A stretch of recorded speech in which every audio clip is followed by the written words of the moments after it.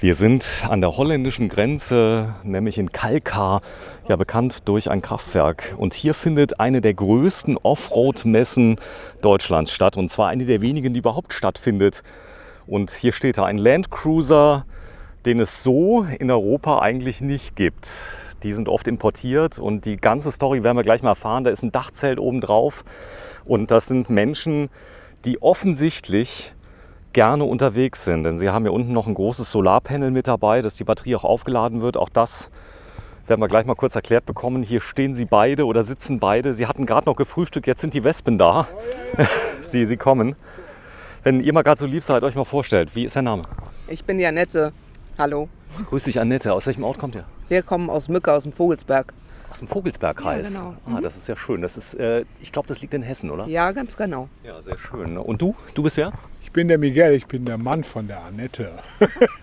Ja, ihr seid unterwegs in dem tollen Auto, wenn ihr mal gerade so lieb seid. Ich zeige euch mal ganz kurz, das war gerade eben noch die Szene, bevor das Mikrofonkabel von mir kaputt ging. Ja, und dann habe ich euch nämlich gezeigt, wir haben ein bisschen gebraucht. Ihr seid schon fertig mit dem Frühstück. Ja, genau, die Kaffee ist fertig.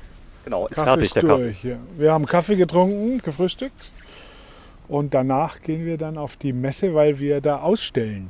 Ihr stellt da aus? Ja, genau, wir sind Aussteller. Okay, da müssen wir uns ein bisschen beeilen, oder? Ja, So. alles gut. Noch ist Zeit. Noch ist Zeit, um 10 Uhr geht's los. Ja, wenn ihr mal gerade so lieb seid, mir mal zeigt, ihr habt ein Dachzelt oben drauf. Vielleicht fangen wir mal beim Auto an. Du darfst auch gerne mitkommen, denn das ist ja auch wahrscheinlich dein Schätzchen.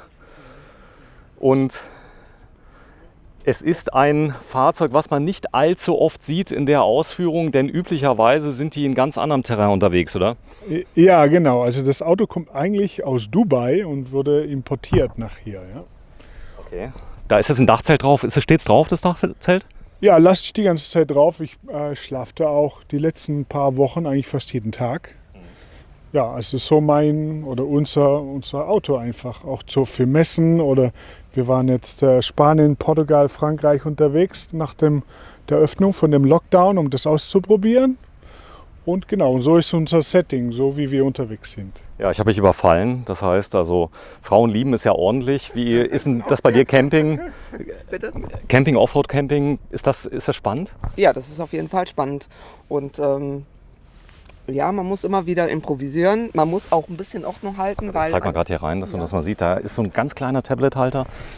Genau. Ja, ganz genau. RAM-Mounts, das habe ich schon mal gelesen. Das ist richtig gut, gell? Ja, auf jeden Fall. Aber da kann mein Mann viel mehr zu sagen als ich. Genau, da kann man nämlich 1000 Sachen festmachen, sogar eine Waschmaschine, eine kleine. Das ist ein richtiges Offroad-Fahrzeug. Das heißt, der hat einen Vierradantrieb. Das ist jetzt dumm gefragt, oder? Ja, Allrad mit Untersetzung, Starrachsen und so weiter. Genau, also schon ein richtiges Geländefahrzeug. Der kommt überall durch, oder? Ja, schon, solange es halt geht. Ne? Ist hier die Luftansaugung, ist das nur Show, oder? Der hat schon seinen Sinn wegen dem Staub und wenn man halt Wasserdurchfahrten hat und das Wasser über die Motorhaube schwappt, ist das schon ganz gut. Also funktioniert, ja. Da sind ziemlich große Reifen drauf, die sind laut. Nein, überhaupt nicht. Also ich kann es auch nicht sagen, ob die lauter oder leiser sind als die Originalräder, weil die waren da noch nie dran. Ja, du hast so einen ganz süßen Akzent. Du bist aus Deutschland gebürtig? Nein, ich bin Portugiese. Du bist Portugiese? Jo. Jetzt wäre ich auf alles gekommen, aber nicht, dass er Portugiese ist. Ich dachte, er kommt jetzt irgendwie aus England oder so. Nein, er kommt aus Portugal. Er kann aber gut Deutsch, ne? Naja, wenn man 2 Jahre alt war, als man nach Deutschland gekommen ist, dann Er ist kann so, man so jetzt... ein ganz leichter Akzent. Man merkt irgendwie, ist ja so, ich bin halb Amerikaner, da hört man das so ein bisschen raus. So ein kleines bisschen. Ja, du bist aus Portugal. Wo ungefähr? Welche Ich bin in Gegend? Porto geboren. In Porto bin ich geboren. Direkt in Porto. Das heißt, du bist ein Mensch der Sonne. Kann man das sagen? Ja, genau. I love it. So, ich zeige mal gerade von hinten. Da sieht man sehr schön, ja, sind so ein paar Sachen, die ihr angebaut habt.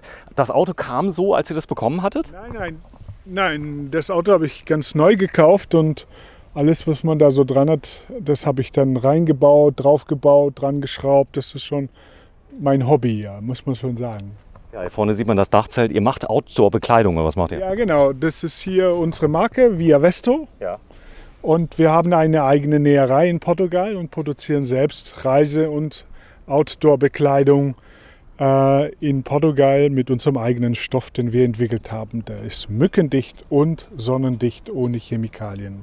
Gut. Also ich habe auch nichts dafür bekommen. Es war also keine Bezahlung dabei. Rhino-Rack, das ist wahrscheinlich eine Markise, oder? Genau, das ist eine Markise, die haben wir gestern Abend noch wieder zusammengebaut, weil da kam dann so ein Sturm auf. Und dann kam noch so ein Mann mit einem Motorrädchen und hat alle gewarnt. Hat euch gewarnt, ja, Genau, die Markisen einfahren. Ja, genau, haben wir gemacht. Am Schluss war es dann doch nicht so schlimm. Am Schluss war es doch nicht so schlimm, sagt sie. Ja, interessant ist, wie schläft man in so einem Dachzelt? Hervorragend. Sie sehen ja, es sind überall Moskitonetze eingearbeitet rundherum. Viel frische Luft an der Nase. Also wirklich ganz herrlich und eine dicke Matratze drin. Ihr springt da hoch oder wie kommt man da hoch? Ja, wir haben eine Leiter. Eine Leiter. Ja, auf der anderen Seite. Genau, wenn ihr mal so lieb seid, ich würde da mal gern reingucken, das Dachzelt. Darf ich da mal reingucken? Ja, Bitte? können wir machen. Aufgeräumt, alles Er hat aufgeräumt vorher. Vielleicht fangen wir mit dir mal ganz kurz an. Du gehst die Leiter holen? Ja, machst du das? Ja. Super, dann, wenn du mal so lieb bist, mir mal ganz kurz mal erklärst, was da so alles hinten drin ist. Dass wir das mal kurz ein bisschen überspielen. okay. Also hier ist der Kocher, den kenne ich. Genau, den Kocher natürlich. Das Chaos muss man sich ein bisschen wegdenken. Was ist da drin? Auf eine Kühlbox, die man raus auf so Schwerlastauszügen. Hier ist der Sag mal kurz rein, ich will mal sehen, was drin ist. Sakolaco. Hier ist. Mal gucken, ob du als Portugiese auch portugiesischen Wein dabei hast. Nee, das ist französischer Weißwein. Ich stehe da drauf. Und ja, genau, das ist halt die Kühlbox. Okay. Und hier kann man auch Ach, Schwerlast, das okay. Genau, da hinten reingehen. Hier sind die ganzen Vorräte. Das hier ist eine Sekunde, die Zwiebel festhalten. Die Küchenbox. Hier ist die Küchenbox. Und hier unten drunter sind die ganzen Töpfe und Pfannen. Das ist gut gemacht. Das heißt, ihr könnt das rausheben Genau. und ihr seid ruckzuck dann bereit. Das mit den Schwerlastauszügen, wo sind die her? Aus meiner Scheune, ich habe die irgendwie gefunden, die waren da noch drin gelegen. Echt? Genau, also das habe ich auch alles selber gebaut. Und natürlich gehört auch zur Not immer so ein kleines, so eine kleine Toilette, so eine kleine Chemietoilette haben wir dabei. Die habe ich da vorne, die kenne ich. Das Genau. ist die. Das ist von Porta Potty. Porta Potty. So eine kleine. Die ist ein bisschen tief. Also da ist so manchmal, wenn man sich so ein klein wenig älter wird, ich bin ja auch schon 52. Oh Mann. Man muss sich vielleicht zur Seite wegrollen. So, du hast mal die Leiter dran gemacht. Der Vorteil ist, da kommt ja jetzt ein Krokodil nicht so schnell dran, oder? Da oben. Ja, das ist richtig. Ja, und Also wir können ganz beruhigt schlafen. Und ganz ruhig schlafen. Ja, Ja. wenn ihr jetzt raus und runter geht, ihr müsst mal aufs Klo, das ist schon Act, oder? Naja, man muss halt ein Moskitonetz aufmachen und runterklettern, aber so ist es halt. Das Ja. gehört dazu. Ist das jetzt stark am Wackeln, wenn ihr schlaft? Nö. Der eine dreht sich mal zur Seite. aber Wenn wir ruhig liegen beim Schlafen, dann wackelt es auch nicht. Aber ich frage jetzt mal nicht. Warte, ich guck mal gerade hier rein. Das ist ja schon stark. So, jetzt gucke ich, dass ich hier nicht runtersegel, denn ich kriege ja noch Gefahrenzuschlag vom Sender. Mal kurz mal schauen. Hier sind 2 Schlagsäcke dabei. Das heißt, man hat richtig viel Luft, richtig? Ja. auf jeden Fall. Genau, also eine super Belüftung rundherum und eine schöne Matratze. Da kann man wirklich gut drin schlafen. Licht habt ihr auch? Kann man auch anmachen, wenn man den Strom anschließt. Da ist so eine kleine Steckdose vorne dran.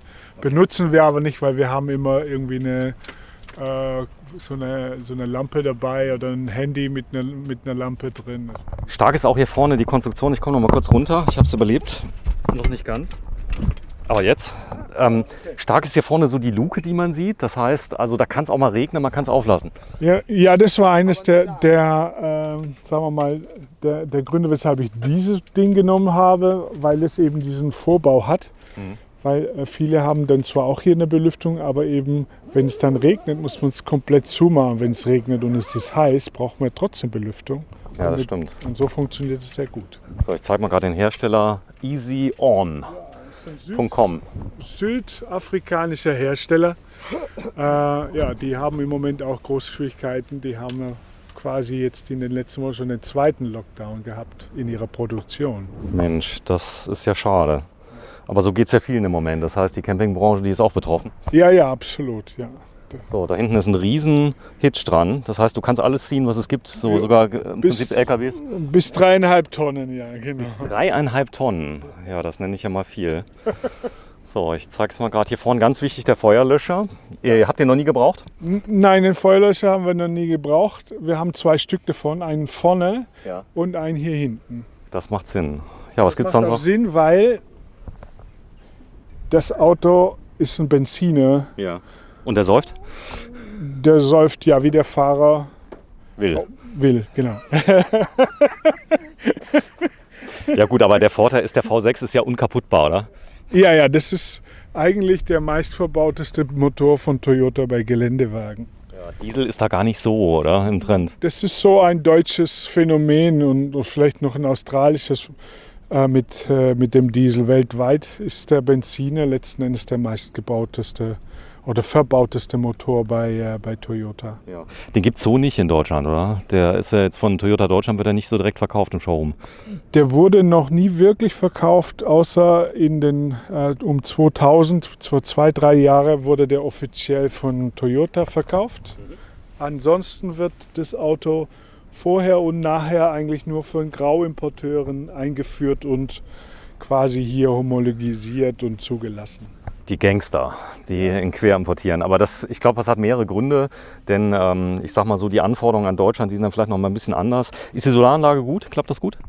Ja, das klappt ganz gut. Vor allem hat man immer die Möglichkeit, das in die Sonne zu stellen, weil die Sonne wandert ja letzten Endes. Ne? Wie in Portugal. Ja, genau. Die wandert überall gleich. Sehr schön. Aus dem Vogelsbergkreis, die beiden, wenn du mal gerade noch mal so lieb ist, noch mal zu mir rüberkommst, machen wir die Abmoderation. Ich habe sie überfallen heute am 14. August 2020, mittendrin in der großen Krise. Da stehen sie. Nochmal bitte die beiden Vornamen. Annette? Und der Miguel. Und der Miguel, ja. Vielen, vielen Dank für den Überfall und dass ihr mir bereitwillig dann so viele Auskünfte erteilt habt. Ja. Wir senden aus Kalkar. Ja, direkt neben dem Kraftwerk ist nämlich die ganz große Messe. Sie beginnt um 10 Uhr und da werden wir berichten. Bis dann. Tschüss.